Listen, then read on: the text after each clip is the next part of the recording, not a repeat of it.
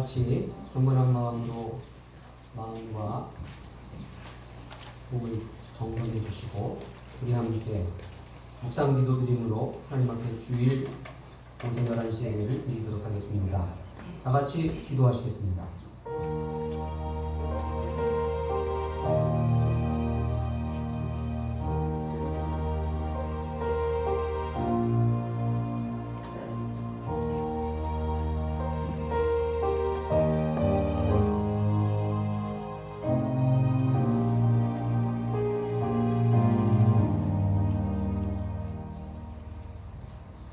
누가 우리를 그리스도의 사랑에서 끊으리요? 환난이나 곤고나 박해나 기근이나 적신이나 위험이나 칼이라. 기록된 바 우리가 종일 주를 위하여 죽임을 당하게 되며 보살당할 양같이 여김을 받았나이다. 함과 같으니라. 그러나 이 모든 일에 우리를 사랑하시는 이로 말미암아 우리가 넉넉히 이기느니라. 내가 확신하노니 사망이나 생명이나 천사들이나 권세자들이나 현재일이나 장래일이나 능력이나 높음이나 깊음이나 다른 어떤 피조물이라도 우리를 우리 주 예수 그리스도 안에 있는 하나님의 사랑에서 끊을 수 없으리라. 아멘. 다같이 사도신경으로 우리의 신앙을 우리 하나님께 고백드리겠습니다. 나는 전능하신 아버지 하나님 천지의 창조주를 믿습니다. 나는 그의 유일하신 아들 우리 주 예수 그리스도를 믿습니다. 그는 성령으로 인도되어 동정녀 마리아에게서 나시고 본디오 필라도에게 고난을 받아 십자가에 못 박혀 죽으시고 장사된 지 사흘 만에 죽은 자 가운데서 다시 살아나셨으며 하늘에 오르시어 전능하신 아버지 하나님 우편에 앉아 계시다가 거룩히 살아있는 자와 죽은 자를 심판하러 오십니다. 나는 성령을 믿으며 거룩한 공교회와 성도의 교제와 죄를 용서하는 것과 몸의 부활과 영생을 믿습니다. 아멘. 찬송가 큰 영화로우신 주 찬송으로 우리 하나님께 영광 돌리겠습니다.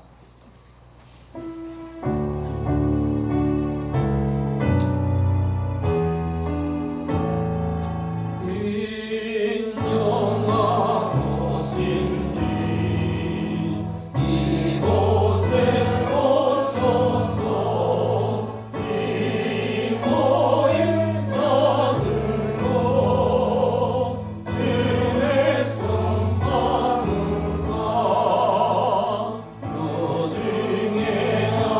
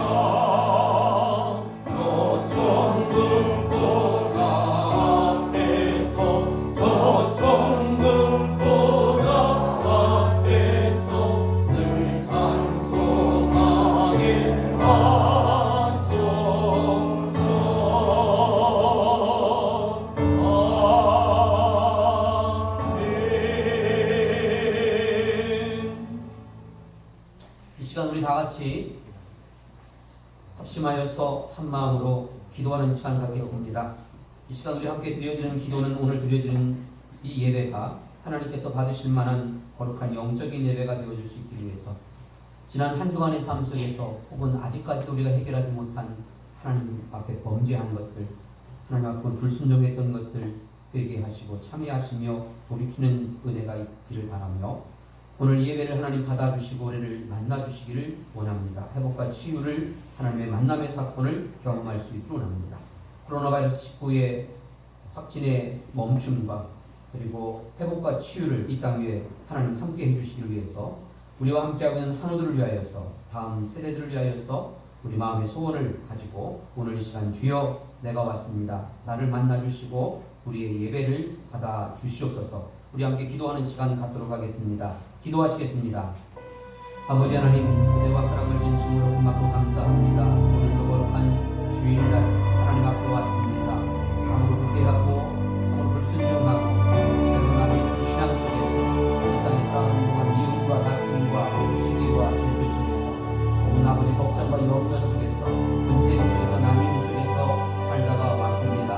아버지 하나님, 때로는 아버지 참으로 걱정과 염려 가운데 세상을 향하여서 눈길을 돌리며 살았던 세상에 굴복하며 살았던 예수 눈 가보며 살았던 아버지 하나님 믿음 아닌 것들을 선택하며 살았던 것들을 용서하시고 오늘 이 시간 다시 한번 주 앞에 왔습니다. 하나님 앞에 왔습니다. 예배하러 왔습니다. 은혜와 긍휼과 자비로 우리를 만나주시고 참으로 오늘 이 시간이 회복과 치유의 역사를 경험할 수 있기를 원합니다. 예수의 십자가를 바라보며 참으로 아버지 오늘도 주님의 두 손으로 기도하시는 우리 예수님의 기도가들에게 신뢰해서 주 앞에 나왔습니다.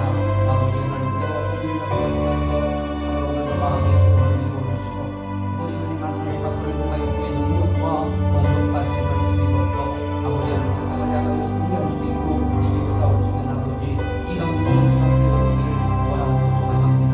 아버지 하나님 코로나 시대가 참 오랜 시간 아버지 하나님이여 대한민국과 온 세계를 아버지 가운데 있습니다.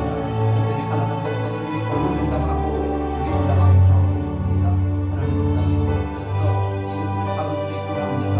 하나님의 은혜로 불쌍히 여겨주셔서 일상 돌아갈 수 있도록 아버지 백성의 개발과 지원의 개발뿐만 아니라 대한민국이 하나님으로서 세계 인류가 하나님으로서 사랑과 섬김으로 나눔으로 아버지 참 대처하고 슬기롭게 이 모든 것들을 다 함께 감당할 수 있는 아버지 귀한 은혜가 있기를 원하고 소망합니다. 주님 부르시옵소서. 애쓰고 수고하는 이 땅에 참으로 어린이들과 봉사자들 그리고 또 공무원들 위해 위로와 격려로 함께 해주시고 모여있는 남은 이 땅에 하나님의 백성들을 위로로 격려로서 위로로 넘치는 역사가 있기를 원하고 소망합니다. 주여 부르시옵소서. 영의 낙고 관계가 아버지 하나님과 서로 관계한 어려움 속에서 있는 가운데 있습니다. 우리 하나님의 오시는 아버지 하나님이여 은혜하시면 감당할 수 없사오니 주여 이 땅에 참으로 화평을 주시고 의를 주시고 하나가 되실 수 있도록 아버지 역사해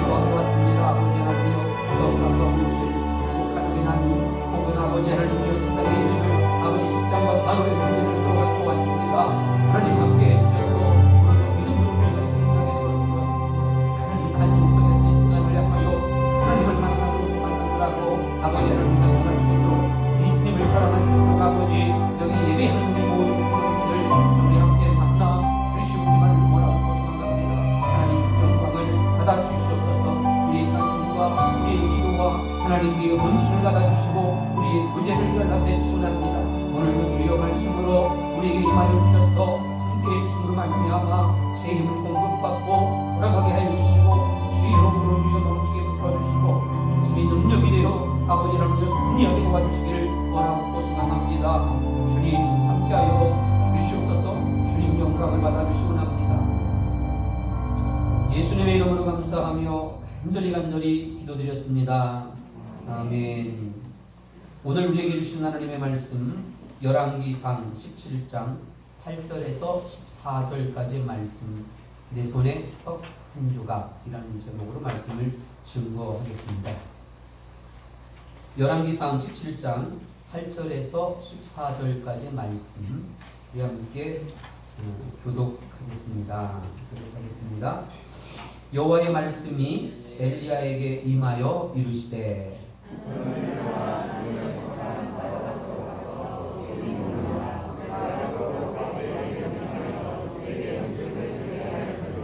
그가 일어나 사르밧으로 가서 성문에 이를 때에 한 과부가 그곳에서 나무가지를 줍는지라.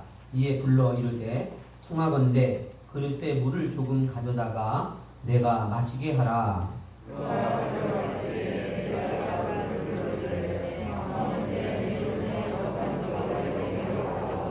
그가 이르되 당신의 하나님 여호와께서 살아계심을 두고 맹세하노니 나는 떡이 없고 다만 콩에 가루 한 움큼과 병에 기름 조금뿐이라. 내가 나무가지 둘을 주워다가 나와 내 아들을 위하여 음식을 만들어 먹고 그 후에는 죽으리라.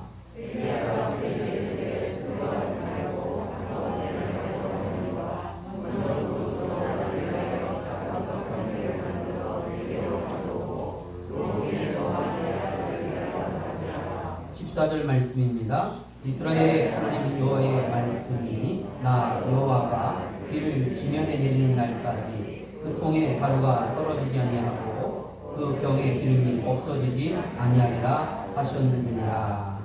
아멘. 우리 함께 주일 인사 함께 나누는 시간 갖도록 하겠습니다. 옆에 분들과 함께 인사하시겠습니다. 가나홀레 공동체가 됩시다. 하나님을 경험하는 삶을 삽시다. 이 시간 자기 자신을 향하여서 다시 한번 인사하고 격려하고 하는 시간 갖도록 하겠습니다. 가나홀레 공동체가 됩시다. 하나님을 경험하는 삶을 삽시다.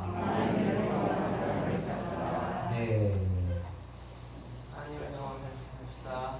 여러분, 그 성경에서 가장 불쌍한 사람 그러면 누가 생각이 나는가요? 가장 불쌍한 사람 그러면 누가 생각이 나요?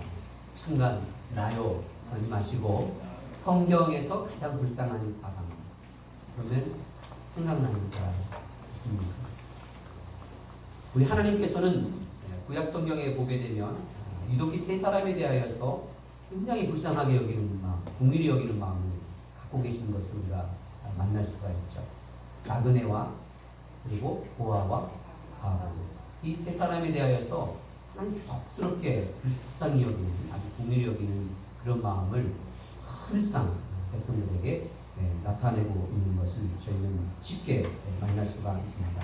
신명기 24장 17절에서 22절에 보게 되면 백성들에게 이러한 말씀을 하세요. 너희는 나그네와 보아와 가부를 잊지 말라. 왜 잊지 말아야 되냐면 너희가 애굽에서 종되었던 것들을 기억하라. 너희가 애굽에서 종되었던 그 시절을 잊어버리지 말아라는 거예요. 그 시절을 잊어버리지 않는 그러한 하나님께 대한 이스라엘 백성들의 신앙과 믿음이 무엇이냐면 곧 나그네와 보아와 가부를 선대하는 것.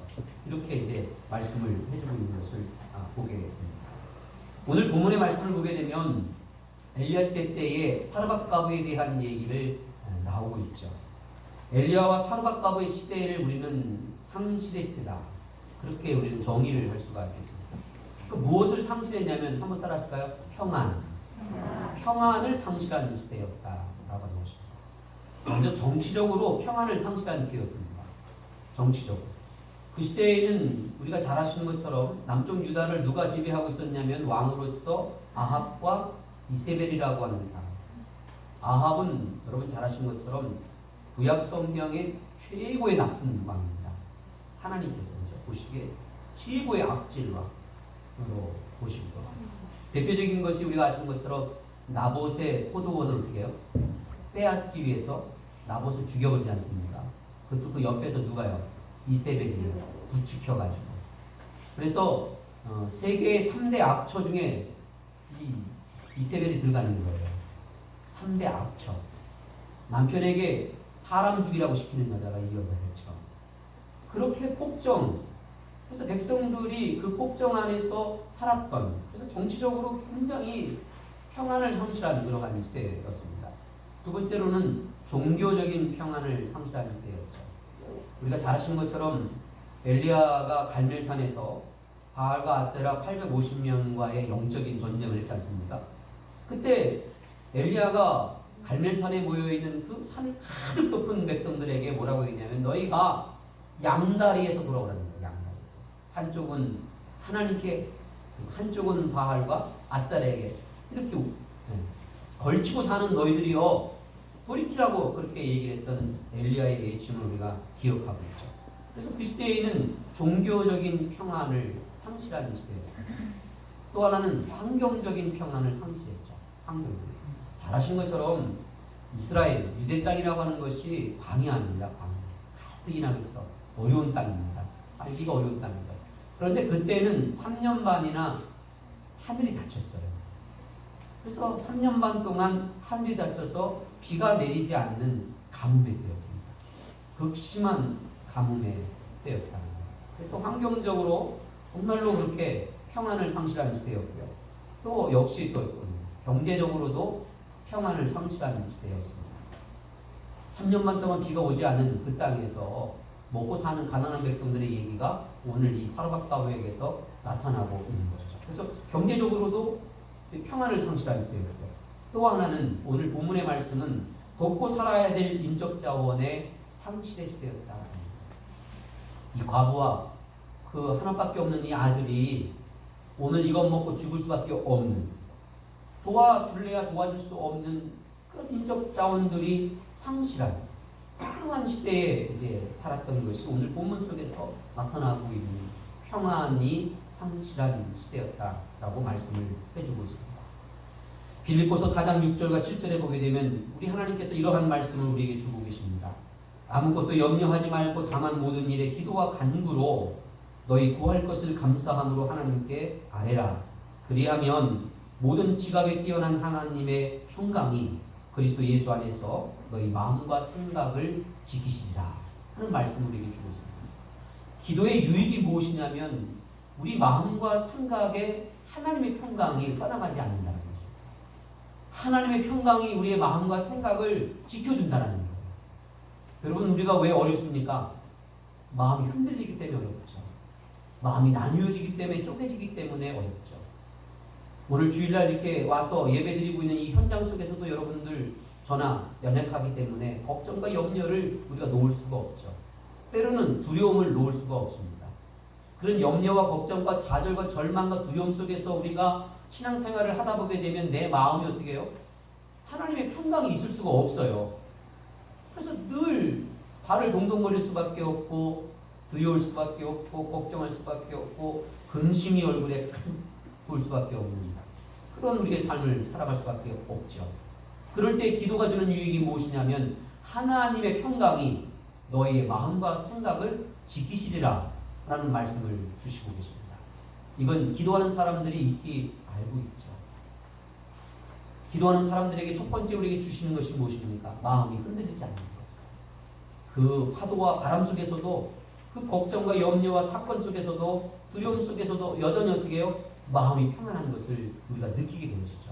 신앙생활을 우리가 하다 보면 이러한 기도의 유익 속에서 주고 계시는 여호와의 평강이 오늘 이 시대를 살아가고 있는 저와 여러분들을 막 붙잡아 주시는 그런 은혜가 있기를 주의 이름으로 축원합니다. 두 번째 우리가 살펴보고 싶은 것은 뭐냐면 이 사건은 하나님의 작품이었다라고 하는 것입니다. 열왕기상 17장 8절에 보게 되면 여호와의 말씀이 엘리야에게 임하여 이르시되 그랬습니다. 사르밧 가부를 만나기 전에 하나님께서 엘리야에게 말씀이 임하게 하셨어요. 하나님 개입하셨다라고 하는 것이죠. 그리고 9절에서 너는 일어나 시돈에 속한 사르밧으로 가서 거기 머물라. 내가 그곳 과부에게 명령하여 내게 음식을 주게 하겠다라는 말씀하셨어요. 엘리야에게만 말씀이 임한 것이 아니라 여호와의 명령이 누구에게도요? 사르밧 가부에게도 임하게 하셨다라고 하는 것입니다. 그래서 이 사건은 하나님의 작품이라는 거예요. 하나님의 능력의 장중에 붙잡힌 바 되어져서 이끌린 바 되어져서 이루어진 그러한 작품이다라고 하는 것을 말씀을 해주고 있습니다. 하나님께서 계획하신 사건이었습니다. 그리고 하나님께서 축복하신 그러한 사건이었다라고 하는 것을 우리에게 가르쳐주고 계십니다. 한번 따라하실까요? 하나님의 계획에 순종함으로 동참하면 축복의 문이 열린다. 여러분 혹여나 제가 염려와 높아심 속에서 감나무 밑에서 홍시가 떨어지기를 위해서 입을 벌리고 있는 것은 신앙이 아닙니다. 신앙이 아니에요. 홍시가 떨어지려면 뭐라고요? 영적으로 우리가 행동으로 옮기는 그런 순종이라고 하는 과정이 있어야 합니다. 순종하지 아니하고 복종하지 아니하고 말씀대로 살지 아니하고 하나님의 은혜가 임하기를 바라는 것은 요행을 바라는 겁니다. 그런 하나님이 아니에요.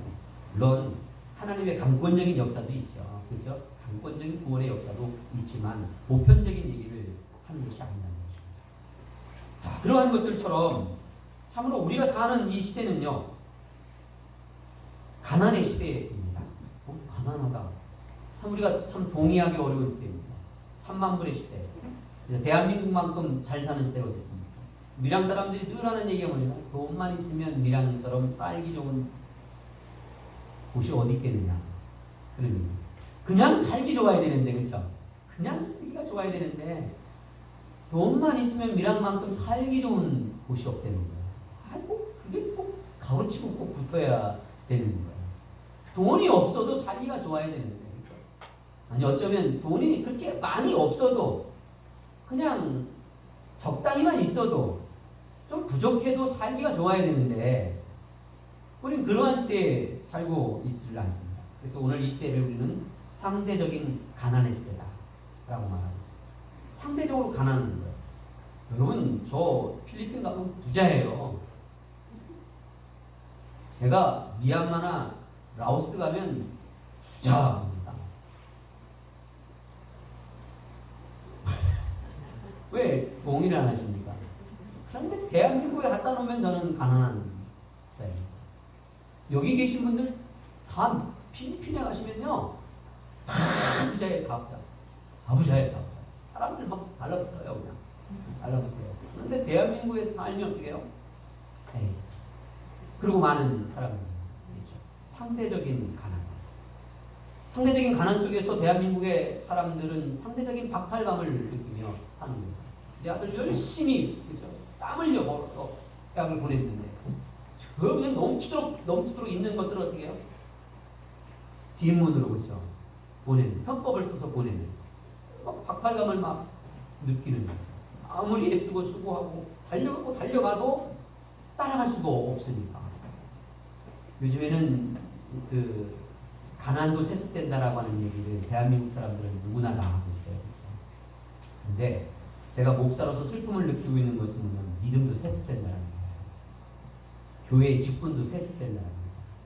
그래서 요즘에 교회를 이렇게 임직을 하고 이런 행사들을 이렇게 가다 보게 되면 아버지가 장로인데 아들도 장로되는 거예요. 와.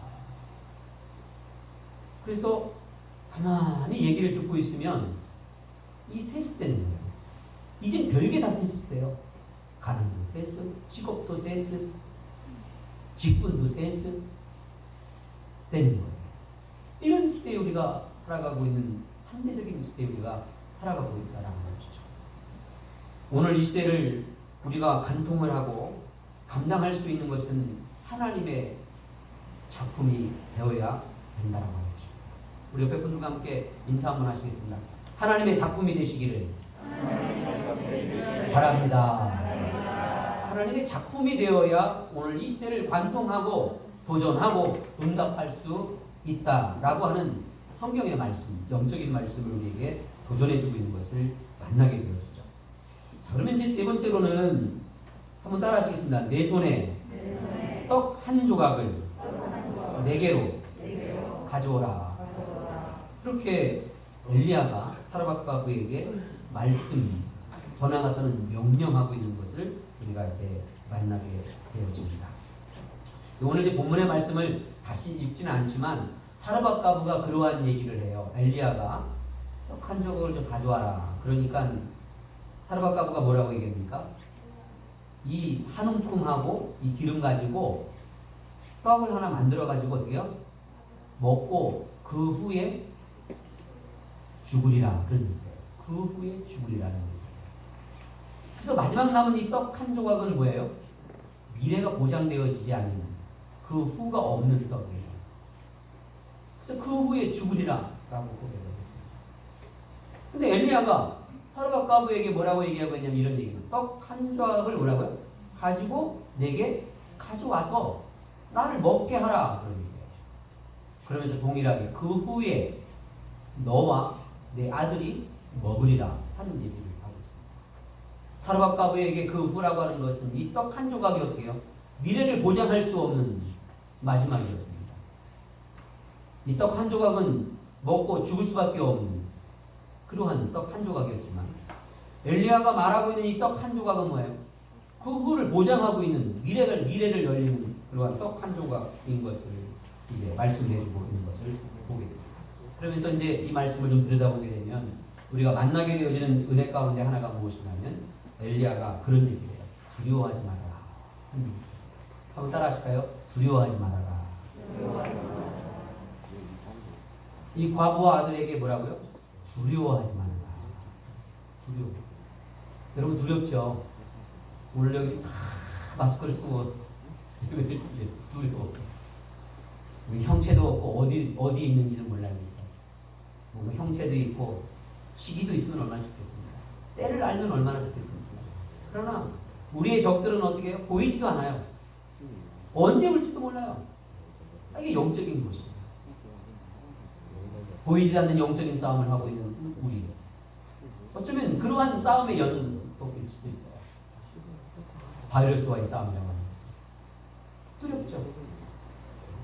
이 과부가 이 아들을 데리고 죽을 걸 생각하니까 얼마나 두렵겠습니까? 저는 성경을 읽을 때에 가끔 그런 기도를 드려요. 이 과부가 느꼈을 법한 그때의 그 두려움이 성경을 읽을 때 우리에게 느껴져야 이 말씀이 이게 은혜가 될 수 있어요. 말씀을 읽을 때에 내가 감정이 이입되어 공감이 되어야 은혜가 되어지죠. 왜냐하면 우리 마음은 너무 강박해질 대로 강박해졌어요. 살기 너무나 지쳐서 굳어질 대로 굳어져 버렸어요. 그래서 성경을 읽고 들어도 어떻게 해요? 이게 느껴지지 않아요. 그냥 머릿속으로만 이해될 뿐이에요. 마치 뭐예요? 공부하는 상식처럼. 그것이 우리의 마음으로 내려와서 이 두려워하지 말아라 라는 그러한 축복을 우리에게 주고 계세요. 두려워하지 말아라. 미래가 얼마나 두렵습니까? 그렇죠? 두 번째 만나는 축복은 뭐냐면 헌신의 축복이었습니다. 아니 여러분, 지금 과부가 이 아들 하나 데리고 떡 한 조각을 먹고 죽어야 되는데 그렇죠? 어떻게 헌신의 축복이 열릴 수 있겠느냐는 거예요. 엘리야에게 그 떡 한 조각을 가지고 와서 내가 먹을 수 있게 하라 라는 헌신의 축복을 주시는 거예요. 말도 안 되는 거죠. 도대체 내가 무엇이 있기에 하나님께 헌신할 수 있겠느냐는 거예요. 영적인 하나님의 세계에 내가 동참할 수 있겠느냐는 거예요. 하나님의 구속사의 사건에 내가 어떻게 들어갈 수 있겠느냐는 거예요. 하나님이 이루시고자 하시는 그 작품의 세계에 나도 거기에 낄 수 있겠느냐라고 하는 것. 이런 헌신의 축복이 두 번째로 우리가 발견되어지는 것이죠. 여러분, 혹여나 우리가 연약하고 부족하고 아무것도 없다 할지라도 하나님이 하시면 우리도 헌신할 수 있다라는 겁니다. 성경을 보시고 눈이 열렸으면 좋겠습니다. 많은 사람들이 성경 속에 하나님의 작품에 들어가지 못했어요. 도리어 가난하고 없는 사람들이. 떡 한 조각밖에 없는 사람들이 하나님의 작품의 세계에 들어갈 수 있었다라고 하는 것을 참 기억하시고, 제가 늘 애용하는 기도의 제목이 뭐냐면 없는 자를 들어서, 가난한 자를 들어서, 힘없는 자를 들어서, 작은 자를 들어서, 그렇게 하시는 하나님, 그런 번신의 축복을 두 번째로 우리가 만날 수 있고, 그다음 세 번째로는 한번 따라 하실까요? 그 후의 축복. 그 후의 축복이 우리에게 열린다라고 하는 것입니다. 과부는 아들과 함께 그 후를 닫아버렸습니다. 그 후에 죽으리라. 죽음은 끝이죠. 죽으리라 라고 말했지만 엘리야는 그 후에 너와 내 아들이 먹으리라. 언제까지요? 가뭄이 멈추고 까지 먹으리라 라고 말씀을 해주고 계십니다. 그 후의 축복을 경험하고 있는 것을 보게 됩니다. 하나님께서는 이 과부에게 떡 하나를 내놓으라고 하시고 계십니다. 이 떡은 사르밧 과부의 손에 쥐어 있는 한 조각에 불과했습니다. 하나님 떡 하나를 쥔 손을 펴라고 하나님께서 하시고 계십니다. 떡 하나를 꽉 쥐고 있는 그 손을 펴서 내어놓으라고 말씀을 하셨습니다. 이 과부의 꽉 쥔 그 손은요, 절박함을 쥔 손이었습니다. 그리고 죽음을 쥔 손이었습니다. 오직 하나를 쥔 손이었습니다. 그래서 저는 이 손을 불쌍한 손이라고 말하고 싶어요. 그 떡 한 조각을 꽉 쥐고 있는 그 절박한 손, 그 죽음의 손, 그리고 하나밖에 없는 그 손, 그 손을 저는 불쌍한 손이라고 그렇게 명명을 해보고 싶습니다. 꽉 쥔 손을 먹고 죽을 수밖에 없는 크기, 떡 한 조각의 크기를 딱 쥐고 있는 거예요. 탁 먹고 죽을 수밖에 없는 그 크기를 쥐고 있는 이 손을 하나님께서는 펴라고 말씀하셨습니다. 그 진 손을 놓아야 생명을 잡을 수 있기 때문입니다. 그 진 손을 놓아야 하나님께서 일용할 양식을 주실 수 있는 것을 잡을 수 있기 때문에 그렇습니다.